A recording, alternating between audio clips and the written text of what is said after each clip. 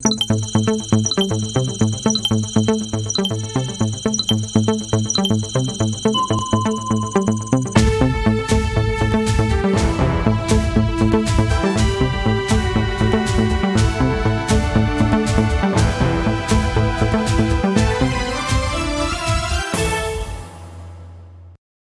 la une de ce journal, la première conférence de presse de l'opposition politique depuis l'installation de son nouveau président. Edi Kombo-Ego est revenu sur les 100 jours de gestion du président Kaboré, également sur la grogne sociale du moment qu'il soutient absolument. Conférence de presse hier également du RDN, le nouveau parti de Michel Berrier, un parti qui se veut actif aussi bien pour la jeunesse que pour les femmes. Et puis dernière actualité à la une de ce journal, 23 morts et plus d'une soixantaine de blessés à Mexico en Amérique latine. Un accident de train est à l'origine de ces pertes humaines. Bonjour à tous et bienvenue dans ce journal. Point de presse de l'opposition politique hier lundi. Hier mardi plutôt, il s'agit de la première sortie suite à l'installation du nouveau leader Edi Kombo-Ego.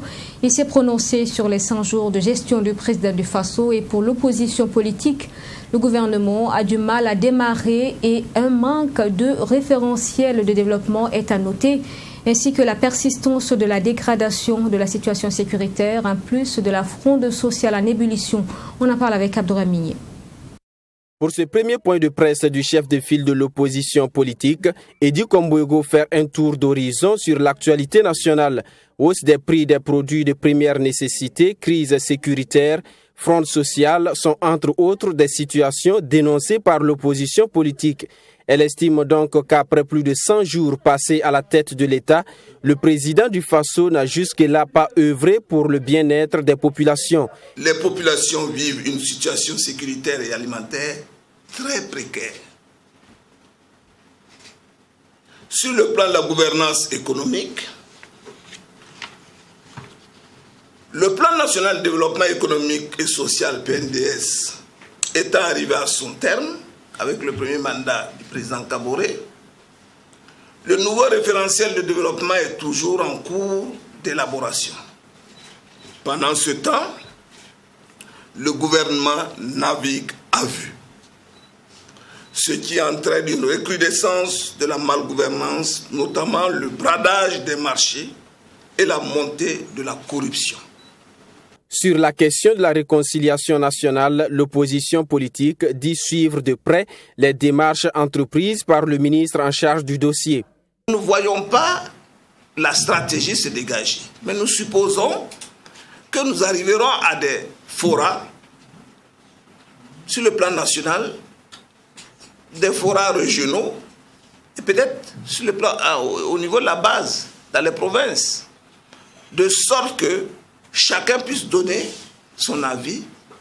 Et comme la réconciliation touche toutes les couches, nous nous regardons et nous souhaitons que ça soit un succès. Si nous échouons à cette réconciliation, non, mais ça veut dire que nous sommes partis pour ne plus avoir un tremplin de développement. Donc c'est pourquoi le cadre de concertation, le chef de file de l'opposition a une assez clair. Nous allons soutenir la réconciliation nationale.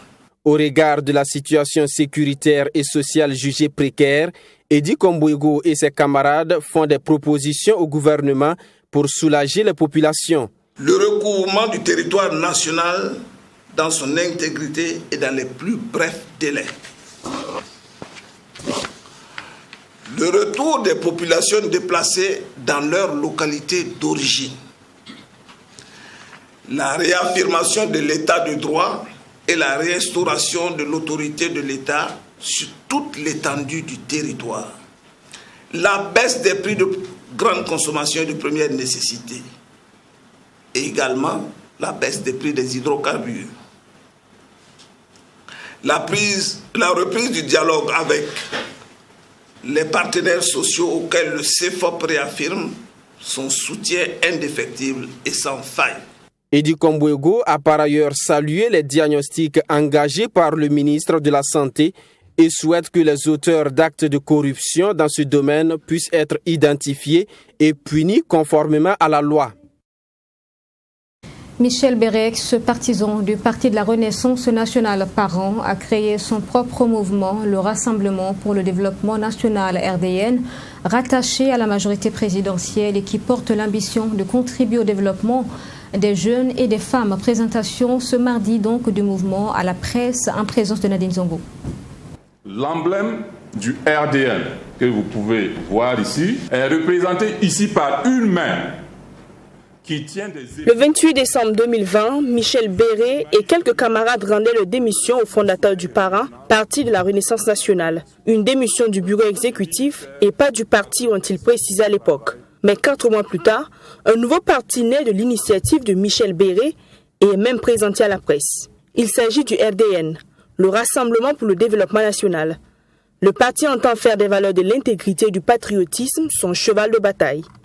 L'idéologie en fait du parti, c'est l'éco-nationalisme africain, où on a l'éco qui représente ici l'écologie. Cela veut dire que tout ce que nous devons faire là, il faut qu'on tienne compte en fait de la nature, la dégradation de la nature. Donc ça veut dire qu'on doit préserver en fait la nature.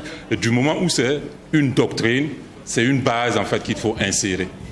Donc, et le nationalisme veut dire que le nationalisme africain, cela signifie que il faut qu'on ait une détermination, l'amour de notre passion. Et tout ce qu'on doit faire là, c'est pour l'intérêt suprême en fait de la nation et mettre la nation en première position.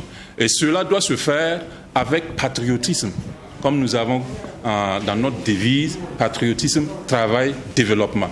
Pour s'inscrire dans sa logique de rassemblement, le RDN de Michel Béré a décidé de se rallier à la majorité présidentielle. Une décision qui a été librement prise, a-t-il clamé.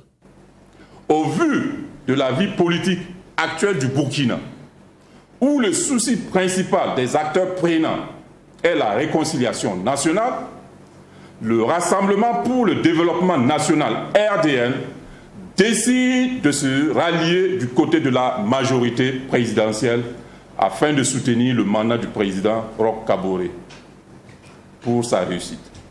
Une lettre de demande d'adhésion à l'alliance des partis de la majorité présidentielle APMP a déjà été adressée au coordonnateur de l'entité.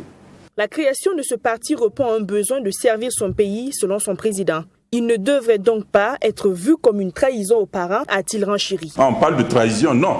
Parce que moi-même, j'ai été personnellement voir le père fondateur. Je lui ai rendu ma démission personnelle. Je quitte du parti. Mais on a échangé. On a quitté en bon terme. Moi, demain, après-demain, si je veux, je pars chez lui, je l'appelle si j'ai besoin de conseils.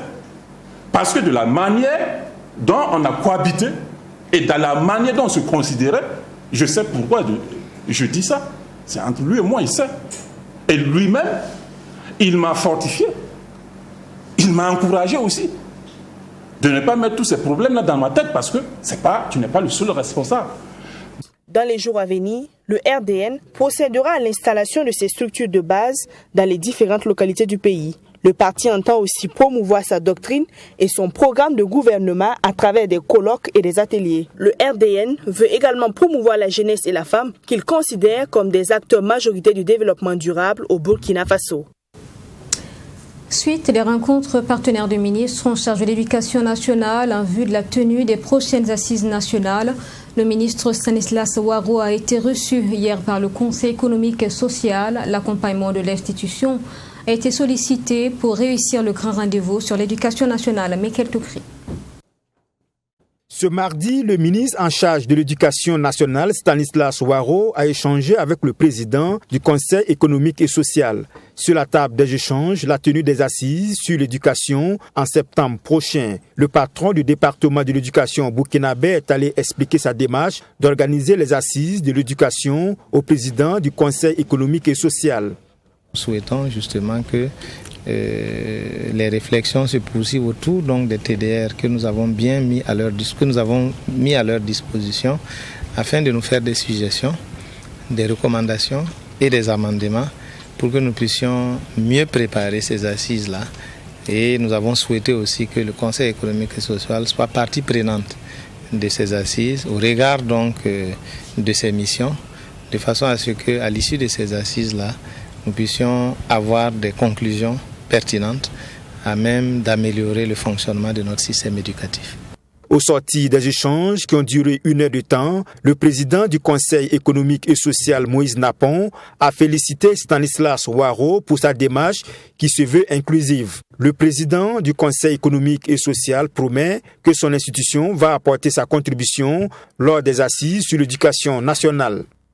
Je crois qu'en touchant toutes les parties prenantes, c'est l'idée d'amener tout le monde à réfléchir et à trouver des solutions qui soient des solutions durables pour que l'éducation de notre pays puisse former des hommes intègres qui vont demain relever tous les défis de ce pays.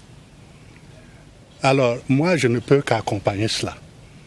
Faut-il le rappeler, le Conseil économique et social a été créé le 19 mai 1959. Il a pour mission, entre autres, de donner son avis sur les questions à caractère économique, social et culturel portées à son examen par le président du FASO ou le gouvernement. Il est formé par un collège de 90 conseillers. Et puis le ministre Stanislas Waro s'est prononcé sur l'insistance des élèves du secondaire à exiger l'abandon des réformes du baccalauréat et du BEPC face au mouvement des scolaires ces derniers temps. Le ministre déplore cependant l'attitude donc des élèves et affirme que chacun répondra de ses actes. Michael Toukri.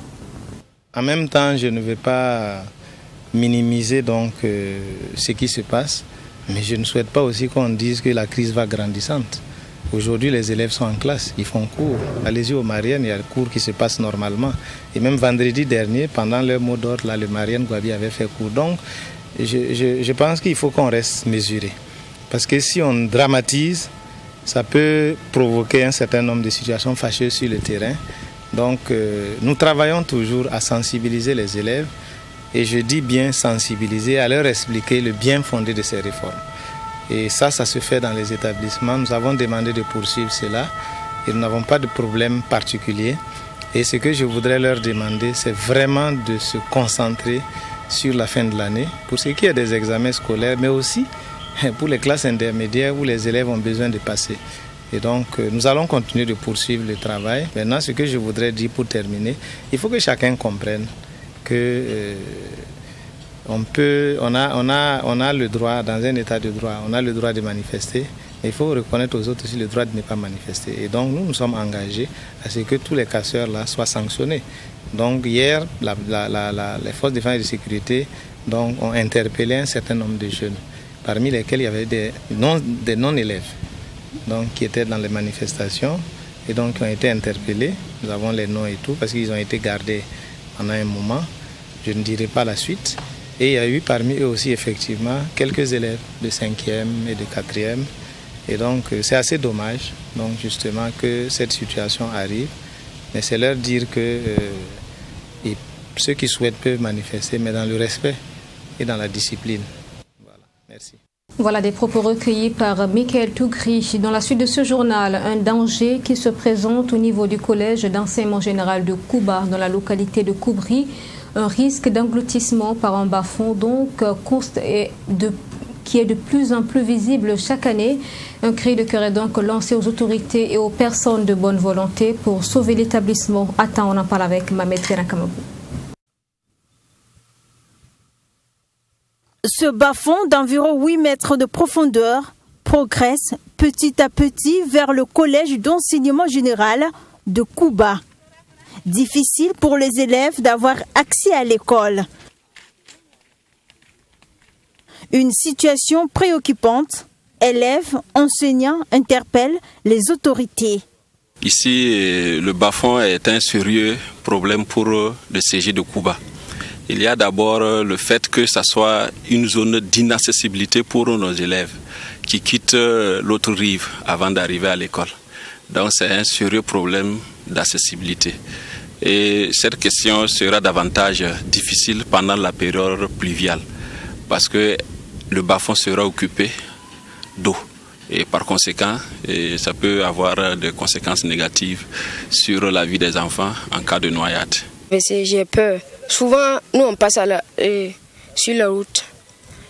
Mes amis même me disent que c'est pas bon. Souvent, il y a des accidents sur la route. On en connaît mon ami. Et puis son pied c'est cassé. Je veux que on vienne nous aider à propos de choses et des bas-fonds pour qu'on puisse traverser facilement.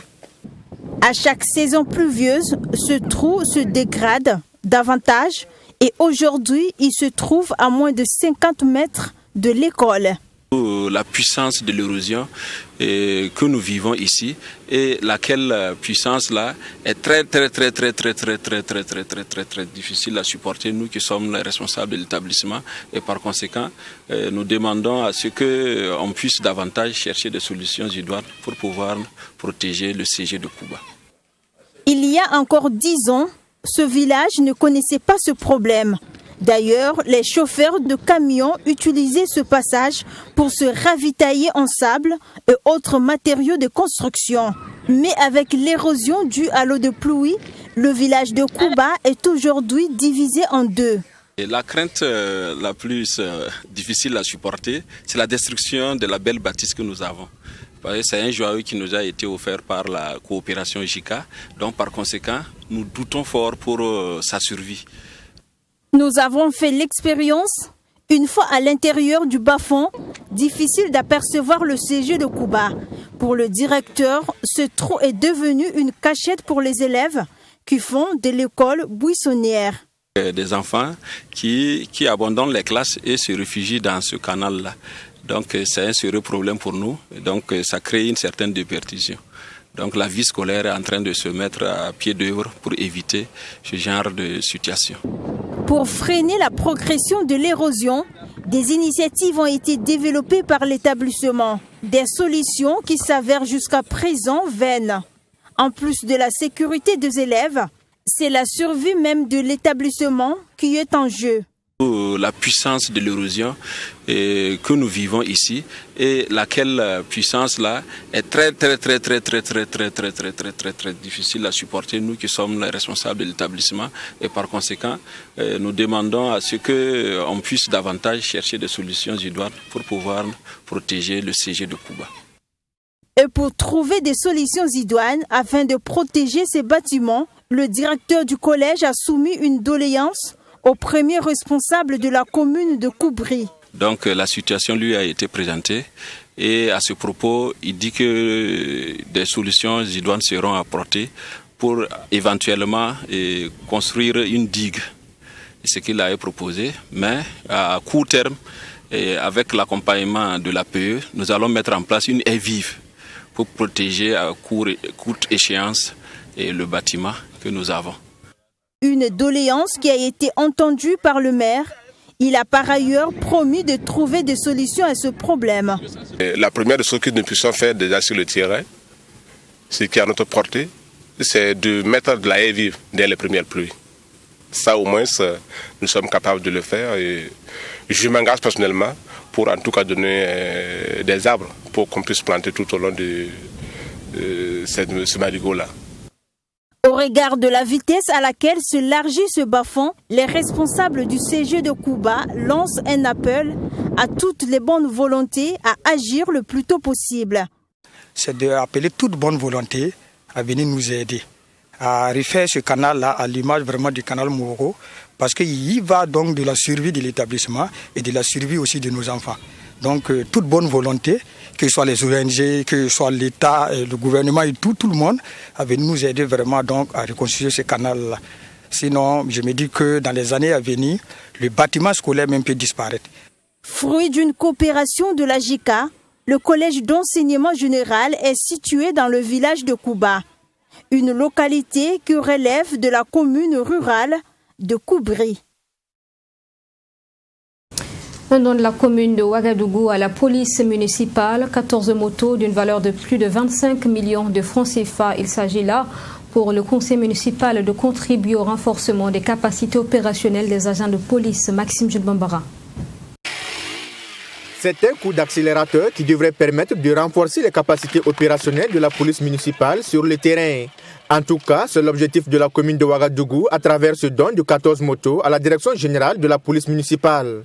Booster la capacité des agents sur le terrain en matière de sécurité routière, de mobilité aussi bien dans les quartiers périphériques que dans le centre-ville de Ouagadougou. Les policiers ont besoin de mobilité. Ils ont besoin de pouvoir bouger dans les 12 arrondissements, de pouvoir être dans les carrefours. Et souvent, ils sont sollicités pour des escortes.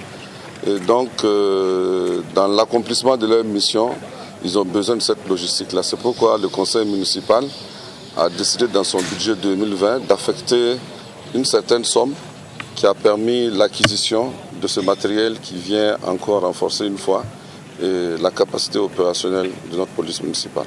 Un don salué à sa juste valeur par le directeur général de la police municipale, pour qui ce matériel roulant vient combler un besoin de son institution. Nous ne pouvons que manifester notre joie parce que c'est une épine de moins.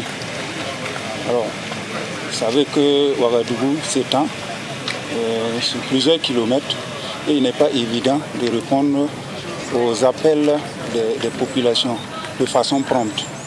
Alors, l'acquisition de ces motos-là, va permettre aux policiers de répondre promptement aux sollicitations des usagers. Et elle va aussi permettre des escortes de divers ordres. Composé de 10 motos de type tout-terrain et de 4 motos de type homme, le coût global de ce matériel roulant offert à la direction générale de la police municipale est estimé à plus de 25 millions de francs CFA. La coalition des associations de défense pour le droit au logement de l'arrondissement 11 de Ouagadougou était face à la presse hier mardi.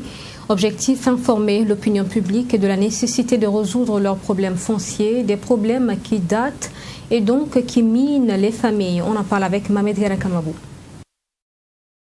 Ils sont victimes des inondations lors des saisons pluvieuses, faute d'infrastructures d'évacuation d'eau de pluie.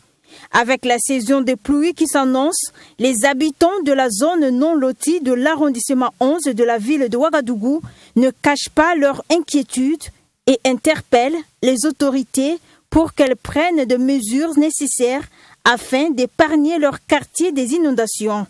Car selon eux, chaque année, ils enregistrent beaucoup de décès. Le message que nous adressons aux autorités aujourd'hui, c'est de s'empresser pour appuyer le passif dans l'arrondissement 11. Parce que le cas de l'arrondissement 11 est particulier.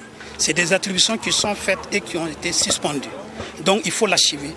Car nos maisons sont devenues des vieilles maisons et chaque saison hivernale, nos maisons créent, ça tombe sur nos familles et endeuille nos familles.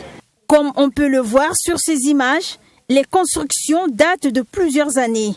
Pas de canaux d'évacuation d'eau, difficile d'accéder à la grande voie du fait de l'état de la voirie.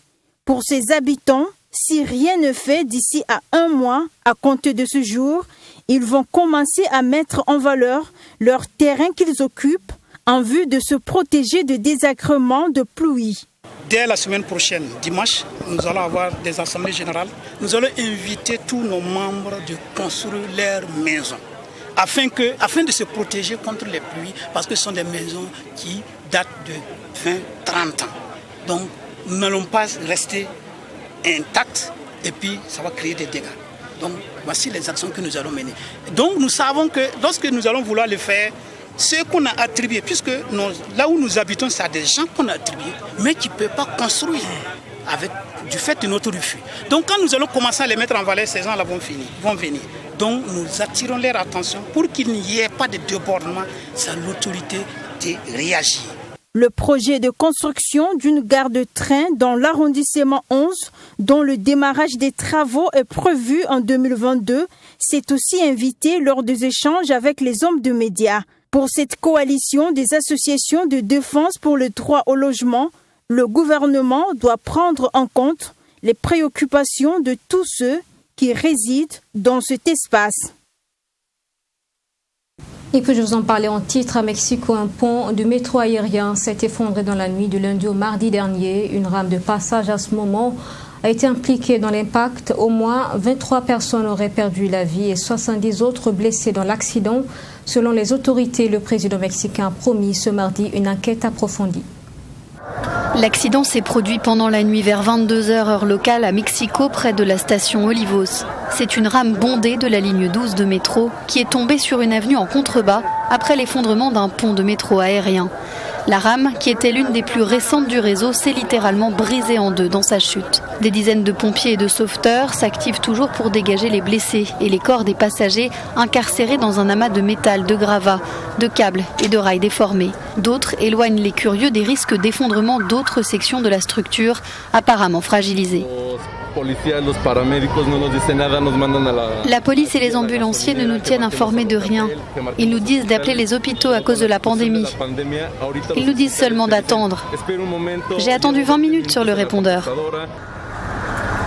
Près de 70 ambulances ont été dépêchées sur place. Les blessés les plus graves, une trentaine environ, ont été transportés vers les hôpitaux du secteur, ainsi que plusieurs personnes en état de choc qui se trouvaient à proximité.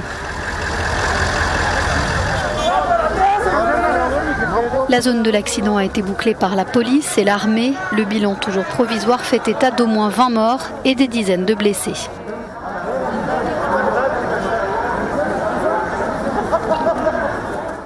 Et voilà pour ce 13h. Merci de l'avoir suivi. Je vous souhaite une excellente suite à notre compagnie. Je vous retrouve demain à la même heure.